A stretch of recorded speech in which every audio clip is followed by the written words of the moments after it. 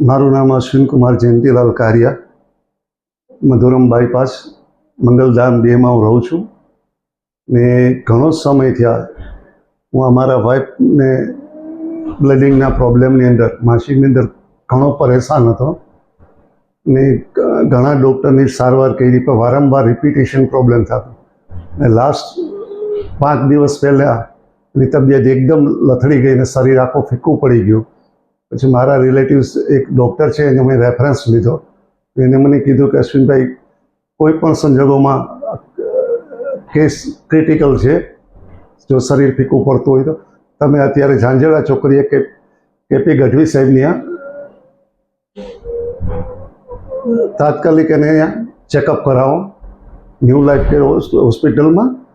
હું અહીં આવ્યો તો ત્યારે તબિયત એકદમ ખરાબ હતી ને જ્યારે એનું રિપોર્ટ જોયો તો ખબર પડી કે ભાઈ આને તો લોહીની ટકાવારી 2.5% થઈ ગઈ. 2.5% એટલે તો કેસ આખો બોર્ડર ઉપર પહોંચી ગયો હતો. એકવાર તો મને એવું થઈ ગયું હતું કે શાયદ હું અહીં લઈને આવ્યો હું આને પાછી લઈને નહીં જઈ શકું, એટલા બધા હતાશ થઈ ગયા હતા. પણ સાહેબની મહેનત, સ્ટાફની મહેનત, બધું વેલ એન્ડ ગુડ થઈ ગયું. ઓપરેશન બહુ ગુડ થઈ ગયું. ઓપરેશન પછી કોઈ જાતની દુખાવો નહીં, કોઈ તકલીફ નહીં.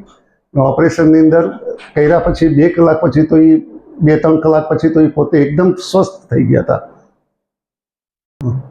ને આ ઓપરેશન કર્યા પહેલાં જે મેં કીધું કે ભાઈ લોહી 2.5% થઈ ગયું હતું, તો ઓછામાં ઓછી 6 બોટલ અમે બ્લડ ચડાવેલું છે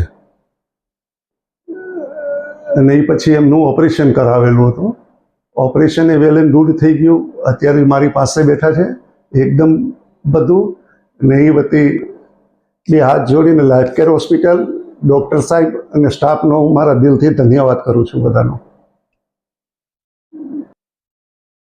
ને બધાય કરતાં મજાની વાત એ હતી કે સાહેબનો નેચર, સાહેબનો સ્વભાવ એકદમ પારિવારિક રિલેશન જેવું હતું.